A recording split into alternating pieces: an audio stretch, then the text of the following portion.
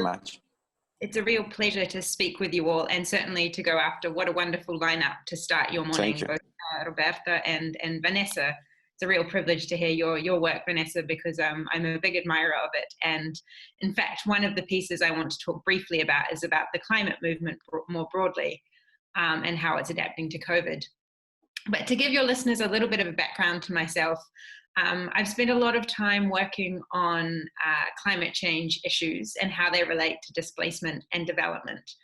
And just to give a little bit of academic context to the discussion today, there's been a long-ranging debate within the social sciences about the links between climate change and displacement, and climate change and conflict. And without getting into the nitty-gritty, I would say, echoing Roberta, there are reasons to say that climate change is a threat multiplier, both for migration and conflict. However, we should be cautious at not saying it always causes conflict or always causes migration, because as social scientists like to point out, these are complex human phenomenon, and sometimes the most vulnerable don't move. For instance, if we think of Hurricane Katrina, the context there was that the rich were able to leave after an extreme weather event, but the poorer remained and left behind. And the reason I point that out for our conversation is because I think understanding the complexity of how climate change impacts on people in different ways is important if you're going to design policy interventions. So if your policy intervention is let's create a refugee, climate refugee category to save people who are displaced by climate, that may work in some contexts to help the most vulnerable, but in others it may not. In others, the climate refugees could be the equivalent of people fleeing floods in the UK to go to Spain. Now that's a bit of a simplistic example, but I just really want to put that on the conversation for you today as you think through some of the complexities related to how climate change impacts people differently. In my research, I've looked at that in depth and looked at the ways that international organizations, particularly the United Nations High Commissioner for Refugees and the United Nations Development Program have engaged on climate change in the last 10 years. So I trace the changes in these organizations. And for those of you interested, feel free to contact me. Another piece of work I wanted to flag after hearing Roberta speak about how the EU is thinking about mediation and climate change is a piece of work I did with another hat. And that's the New Zealand Alternative. It's a think tank that I'm part of in New Zealand. I'm a New Zealand citizen, although I work as an assistant professor at Johns Hopkins CEST in Bologna. And this group of us wrote a piece for the New Zealand government encouraging them to have a mediation unit, a bit like what Roberta, thank you, was describing. And I just put this on the table for your discussions, because unfortunately I won't be here the whole day due to other faculty meetings. But to say that if you were interested, we did a lot of really hard thinking about how New Zealand could play a critical role. And as many of you know, New Zealand is a small country, and in a way similar in profile to say somewhere like Norway. It's seen as impartial and independent in many cases, and has had a role in some conflict mediation in the past, particularly in Bougainville and Papua New Guinea, where New Zealand government hosted debates. But how it links to today's panel is in this report, we suggest very strongly that it would be good for New Zealand to set up an independent, institutionalized peace mediation and conflict prevention unit. And part of that work would be building on our expertise of understanding how to deal with Indigenous issues, which we do have a mixed record for, but also around natural resources and Indigenous peoples.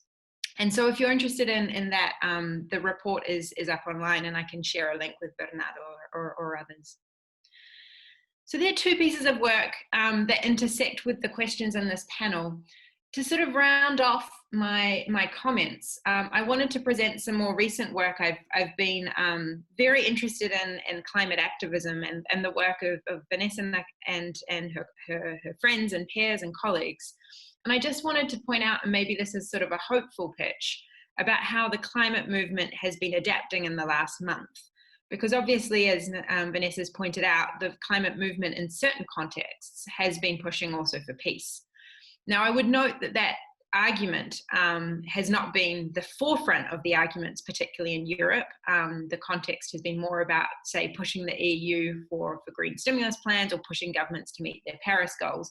But I think it's important as we think about how during COVID these movements continue to try and push for action and change.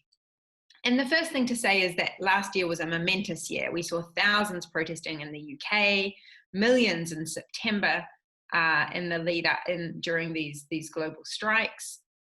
And a lot of it was instigated by the Fridays for Future, the climate youth strikes that went all around the world, as many of you will be familiar with. And more strikes had been planned for March and April. So the youth climate movement Fridays for Future had in fact planned a month of global action, and Vanessa, I'm sure, can speak more about this in depth than I can even. And what happened, of course, when in March lockdown started to happen is that they shifted online. So there has been an ongoing protest action, both through climate strikes, as well as they've hosted a number of webinars, which you can access. This is just one example of a webinar they held with Naomi Klein and a WHO representative on climate change to educate themselves during this time. There have been the odd also protests that managed to happen in real space, and this is just one example on the 24th of April outside the Berlin Parliament of placards. Now, to give you a little bit of data, this is work in progress, so please don't cite at this point. I would suggest it's something that I'm working on with my research assistant to just see how the climate strikes over time have shifted online. And we used SMAT data, so it's only verified Twitter accounts. So the total number of tweets are quite low. So again, I would suggest this gives us more an indication of the proportion of climate strike to climate strike online hashtags. And the simple message here, as you can see with the orange line, that the strikes did move online, that students and their supporters of climate action began to talk about, began to use this hashtag as a way to collect their protest. And this is all for this year. And you can see the punctuation, the up and down is indicating that it's a Friday. It continued to be the rolling Friday protests. This gives us a long view of climate action over the last year. And the point that you can see clearly here is that the biggest number of traffic in terms of tweets, again, this isn't media analysis, it isn't number of people on the street, so it's limited, but it's meant to give us an indication. The biggest number of tweets was around that September. There were 2 Fridays in September, the first Friday where the most countries had their global strike, and the second Friday, which was where Italy, New Zealand, and a handful of other countries had their global strike, with regular sort of other smaller events throughout the year. And this is just because Greta has been such a key focal point of the movement. In addition to people like Vanessa, Luisa Neubauer in Germany, activists in New Zealand like Tamitha Paul. But we can see here that, you know, people have continued over time, at least on Twitter, to focus on her. So to leave with some open thoughts about what does this all mean, I guess why I wanted to introduce this debate is because I think one of the interesting things as we think about the ways that social movements work is how do they help create broad global shifts? So the research I'm interested in is really the first point: to what extent are climate activists building new transnational solidarities? So we know, for instance, that a lot of the Fridays for Futures are part of a global movement, but often focus very much on national targets. So the German Fridays for Future focuses on shifting Angela Merkel's government, or the Swedish on Sweden. And so one of the questions I think is important to ask is to what extent and how has COVID enabled, say, climate activists in the global north to connect more with climate activists like Vanessa and others in the global south?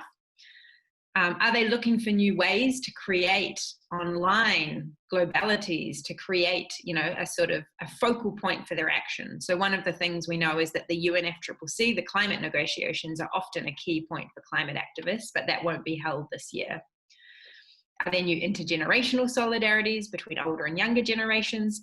And I think a really big question to table is what new ideas are coming out at this moment for a green economy, for a just transition. And we are seeing many countries, including members of the EU, the New Zealand Climate Minister, James Shaw, also advocating to use this moment of COVID, which is, of course, a terrible and difficult moment for many, for most, but also to reset our economies, to shift away from fossil fuels.